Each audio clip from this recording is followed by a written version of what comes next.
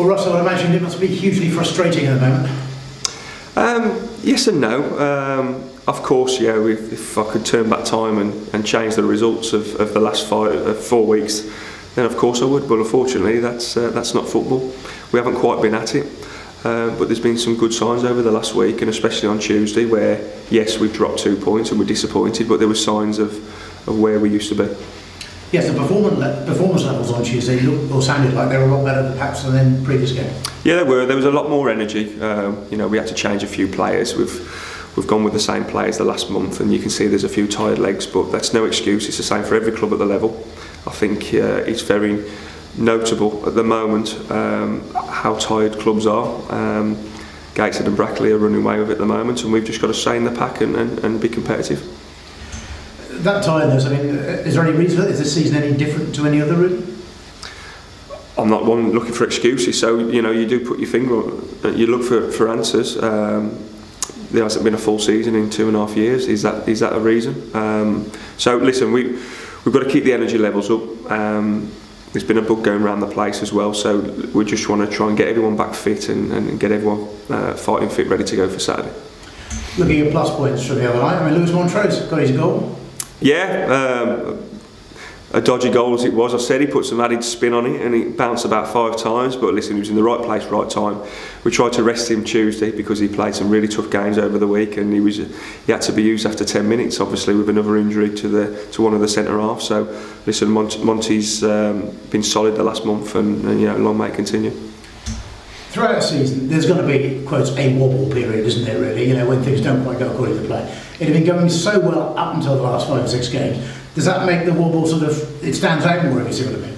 Of course, because we were the team on form 4 weeks ago, and coincided with injuries and probably playing the top 4 and having a lot of away games. It just seemed that there's more pressure than what there really should be. It's still the same players, I'm still the same manager, and we're still trying to play the same style of football.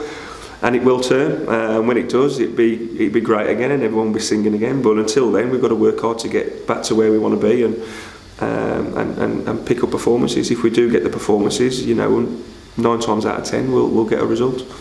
The league table at this stage doesn't usually lie, let's be honest, and it would suggest that Gateshead and Brackley are probably a cut above the rest. Is that fair? Yeah, like you said, it doesn't lie. Gateshead are scoring goals for fun. They play each other next week. It'd be interesting to see how that happens, what happens there at Brackley. Brackley have just been consistently strong, but fine margins, 14 1-0s this year. I think they had a lot of draws last year, and it's tilted that way this year, so absolutely fair play to them. They're very good at what they do, and I've got full respect for Kevin and what they're doing there. Now then, this Saturday, back here again, and Curzon Ashton, another side with playoff hopes. Yeah, it'll be a good game, and looking forward to it. We'll see what's available and fit and what we can bring in, but really looking forward to it. Yeah, we want to win the game, like we want to win every game, but we've got to match the levels of Tuesday, and if we can do that, then we'll have a good chance. They strike me as being a club that have sort of gone about things the right way, if you like, because when they came into the league, they found it tough early on, to be honest, but obviously they've steadied the ship and now they've kicked on. Yeah, well, I think they've recruited well in terms of the managers, first and foremost. The manager that they had at the start of the season, who's now at Buxton, for whatever reason, got the chop in December, and then they brought Adam in, who was at Farsley, did a good job at Farsley, and he's steadied the ship again. And they're very competitive, and under no illusion, it's got to be a tough game on Saturday. A competitive game against with two good teams who want to play football the right way also. It's been a good league this time, hasn't it, really, given that everything that happened over the previous 2 years, because normally by now, okay, Gateshead and Brackley are pulling away at the top, and there's usually 1 or 2 got adrift at the bottom by this stage, but certainly not down at the bottom. Farsley have found a bit of form lately. Yeah, and Telford have recruited well, and whatever else is down there, they're fighting for their lives, which makes our job even harder. There's no easy games, there's no easy touch, and like ourselves, we're finding it tough just to get out of the little rut, but we will get there. And I'm fed up with talking about everyone else. It has to be about us. It's been about us all season. We'll take the rough with the smooth, and we'll take the plaudits when needs be, but we also have to take the criticism. But like I said, the last week we found some good signs of where we need to be. With an added, sense of a player or a little spike here and there, we'll end the season on a high. And that's important, isn't it? Because assuming you get into the playoffs, you want to go in with momentum behind you, really. 100%. And we've got 10 games. 6 of them are at home. and if we can hit full momentum going into hopefully the playoffs, then great, and we'll breathe some confidence around the town again. Cliff Moyo made a 45-minute comeback recently, and then he picked up a bit of a strain. How's he doing? He's doing well, probably too close for him for Saturday. Next Saturday's really realistic. He's been a big miss since he's been back, but did I expect him to be as good as he was against Spennymoor away? No. So realistically, we are where we are with him. Nathan Cameron, he's knocking on the door now. Is he ready for this Saturday again? Question mark. But when we get those two back, that's got to be a massive bolster for our squad. And apart from those two, how are you doing injury-wise? Well, Badge Rami's not fit. He went off on Tuesday, so that's a big miss for us.